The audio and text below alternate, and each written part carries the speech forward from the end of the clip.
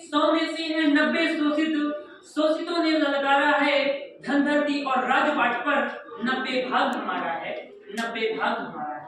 आदरणीय अध्यक्ष महोदय, परम सम्मानित मंच एवं प्रबुद्ध सदन को मेरा सादर प्रणाम। महोदय, मैं विषय के पक्ष में खड़ा होता हूँ तब जब जाति के आधार पर भेदभाव किया जाता है और उन्हें अछूत बताकर उनका अपमान किया जाता है। महोदय, मैं विषय के पक्ष में खड़ा होता हूँ तब जब एक गांव के प्रधान से लेकर देश के प्रधानमंत्री तक की जाति बताई जाती है, और मैं विषय के पक्ष में खड़ा होता हूँ तब जब मराठा और गुर्जर तथा पाटीदार जैसी जातियां आरक्षण के लिए भीषण आंदोलन करती हैं और आरक्षण के लिए आत्महत्याएं तक होने लगती हैं। और महोदय, मैं विषय के पक्ष में खड़ा होता हूँ तब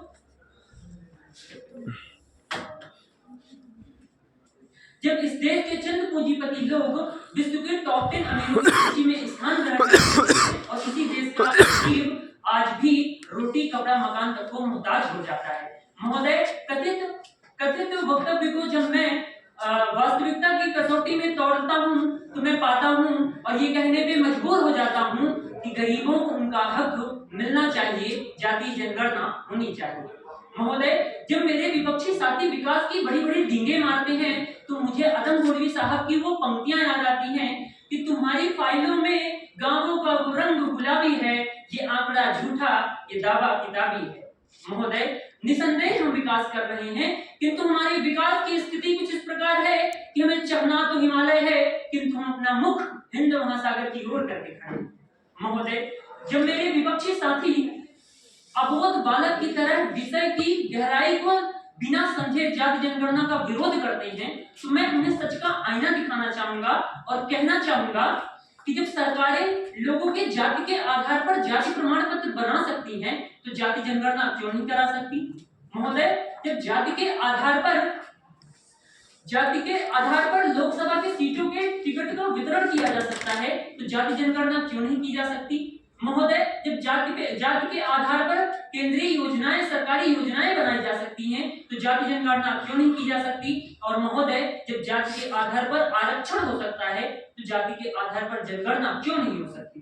महोदय, निश्चित हो सकती है और मंडल कमीशन की रिपोर्ट भी यही कहती है। महोदय, जब मेरे विपक्षी वक्ता जातीय जनगणना के फलस्वरूप भेदभाव के बारे में टिप्पणी करते हैं तो मैं उनको नींदों से जगाना चाहूंगा और उनके ज्ञान में वर्धन करना चाहूंगा कि वर्ष 1951 से धर्म गिना गया, क्या सांप्रदायिकता धर्म गिनने से बढ़ा? महोदय, जब धर्म गिनने से सांप्रदायिकता नहीं बढ़ सकती तो जातियां गिन लेने से जातिगत भेदभाव कैसे बढ़ जाएगा? महोदय, यदि इसके बाद भी मेरे विपक्षी साथी जाति जनगणना का विरोध करते हैं तो मैं उनसे बस इतना कहना चाहूंगा कि आप मेरे समस्त तर्कों और बहसों को एक और कर दीजिए और मेरे एक सवाल का जवाब दीजिए।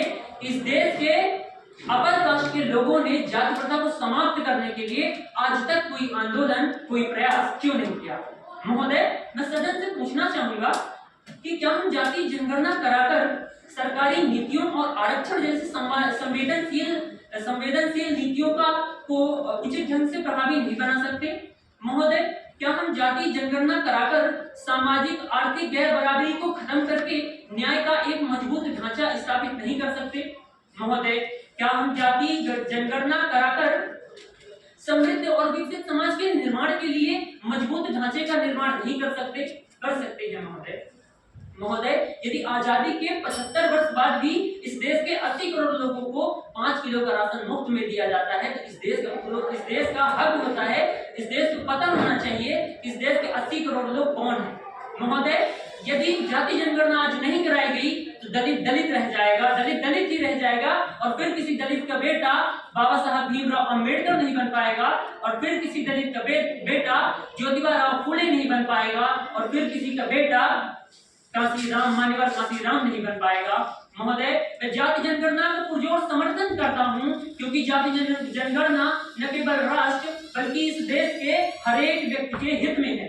महोदय, मैं जाति जनगणना चाहता हूं क्योंकि मैं वंचित वर्गों का विकास चाहता हूं क्योंकि मैं सबका साथ सबका विकास चाहता हूं।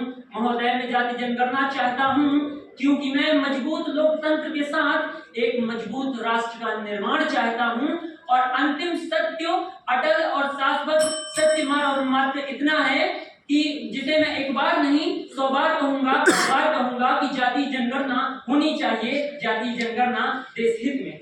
धन्यवाद।